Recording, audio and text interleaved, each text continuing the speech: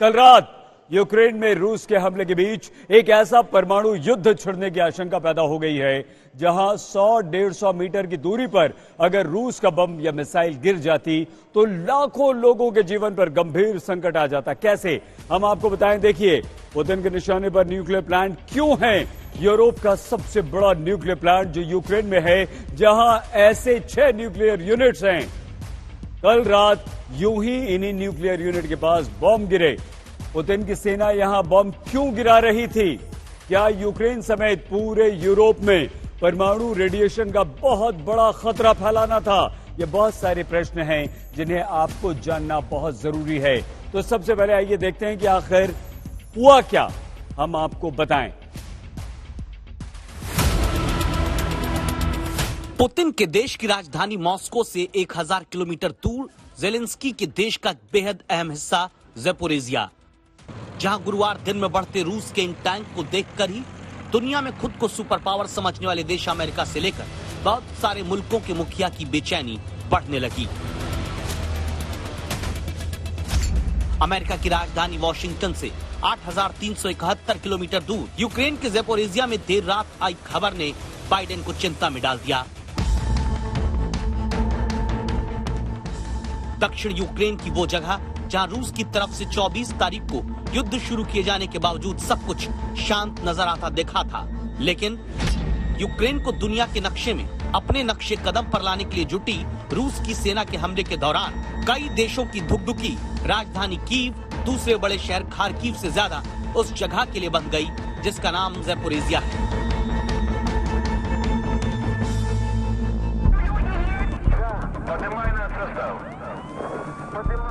शुक्रवार देर रात युद्ध के 9वें दिन कुछ ऐसा हुआ जिसने राष्ट्रपति जेलेंस्की, अमेरिकी राष्ट्रपति बाइडेन और ब्रिटिश प्रधानमंत्री बोरिस जॉनसन को आपस में बात करने के लिए तुरंत मजबूर कर दिया। वजह थी वो डर जो रूस यूक्रेन की लड़ाई के 9वें दिन दिखी। जो दिखा वो आप भी सीधे ज़ैपोरिज़िया में न्यूक्लियर पावर प्लांट पर निगरानी के लिए लगे इन सीसीटीवी कैमरे में कैद विजुअल से देखिए।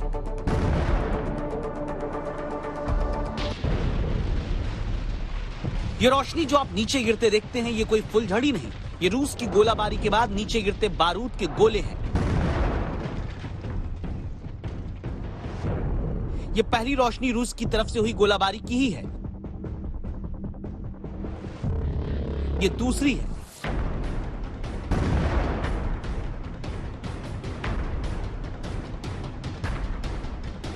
और ये तीसरी। ये सारी गोलाबारी हो कहां रही है? देखिए, ज़ैपोरिज़िया सिर्फ यूक्रेन का नहीं बल्कि यूरोप का सबसे बड़ा न्यूक्लियर प्लांट है, जहां देश के 15 में से 6 न्यूक्लियर एनर्जी रिएक्टर है। यहीं से आधे यूक्रेन को बिजली की सप्लाई होती है। इसी न्यूक्लियर प्लांट के पास रूस की तरफ से गोले बरसाए जाने लगते हैं।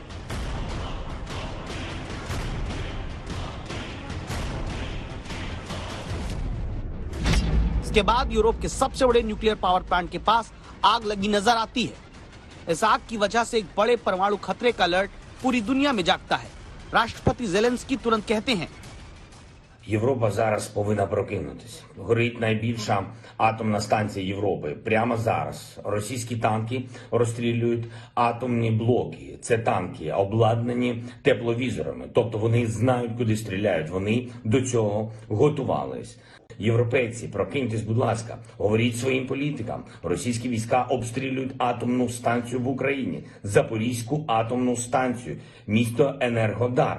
Там 6 енергоблоків. 6. В Чорнобилі вибухнув 1 енергоблок. पूरे यूरोप को क्यों 1.25 लाख लोगों की मौत की वजह बने चेरनोबिल परमाणु हादसे की याद अभी ज़ैपोरिज़िया में न्यूक्लियर प्लांट के पास लगी आग के बाद जेलेंस्की दिलाने लगे, ये हम आपको आगे की रिपोर्ट में बताएंगे। चिंता की बात कितनी थी इस बात से समझिए कि न्यूक्लियर प्लांट के पास हमले के बाद अमेरिका के राष्ट्रपति बाइडेन ने कहा कि अब जरूरी है रूस युद्ध विराम दे। ब्रिटेन के प्रधानमंत्री ने जेलेंस्की से बात करके कहा कि संयुक्त राष्ट्र सुरक्षा परिषद की आपात बैठक को बुलाना जरूरी है। रूस को फौरन हमला बंद कर देना चाहिए। कहा जा रहा है कि अभी यूक्रेन के दोनों शहरों में हो रही बमबारी के इस विध्वंस से कहीं और बड़ी तबाही से बाल बाल ये देश बचा है। जो तस्वीरें यूक्रेन के अन्य शहरों में दिखती हैं, इससे भी ज्यादा मानवीय त्रासदी नजर आती अगर कहीं रूस के गोले ज़ैपोरिज़िया के इन 6 न्यूक्लियर एनर्जी रिएक्टर पर गिर जाते, गनीमत रही कि परमाणु ऊर्जा प्लांट से सटे ट्रेनिंग सेंटर में ही गोलाबारी के कारण आग लगी। We condemn the attacks on civilians, and over the night we have also seen reports about the attack against the nuclear power plant. This just demonstrates the recklessness of this war and the importance of ending it, and the importance of Russia withdrawing all its troops and engaging good faith in diplomatic efforts. International atomic energy agency के मुताबिक हमले के वक्त nuclear plant की स्थिति क्या थी, यह हमने आपके लिए पता किया है। यहाँ 6 यूनिट हैं, हर यूनिट की क्षमता 950 मेगावाट बिजली उत्पादन की है। 1984 से 1995 के बीच ज़ैपोरिज़िया में न्यूक्लियर पावर प्लांट के भीतर ये 6 यूनिट लगी, जहां दावा है कि यूनिट 1 अभी रुकी हुई है। यूनिट 2 और 3 को ग्रिड से अभी अलग करके रखा गया है। यूनिट 4 690 मेगावाट शक्ति के साथ चालू है, जबकि यूनिट 5 और यूनिट 6 की सक्रियता को कम करके रखा गया था। अभी ज़ैपोरिज़िया के न्यूक्लियर पावर प्लांट पर रूस का ही कब्जा हो चुका है। ये जो न्यूक्लियर पावर प्लांट रूस बार बार कब्जा कर रहा है, चाहे वो चेर्नोबिल हो, चाहे अभी ज़ैपोरिज़िया हो, इसका एक कारण हम कहीं ना कहीं यूक्रेन की धमकी कि हम बुडापेस्ट एग्रीमेंट तो 1991 का था, जिसके तहत यूक्रेन ने ये बोला था कि हम न्यूक्लियर वेपन्स ना रखेंगे ना बनाएंगे, उससे निकलना आज से 10 दिन पहले शायद, और ये बोलना कि हम न्यूक्लियर वेपन्स एक्वायर करेंगे, शायद ये कारण हो सकता है कि रूस इतनी जल्दबाजी कर रहा है उन इलाकों में जहां न्यूक्लियर पावर प्लांट्स हैं।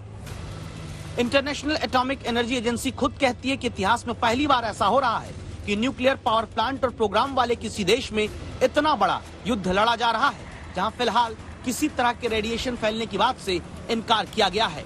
वीडियो जर्नलिस्ट पवन कुमार और संवाददाता राजेश पवार के साथ गौरव सावंत, कीव, यूक्रेन आज तक।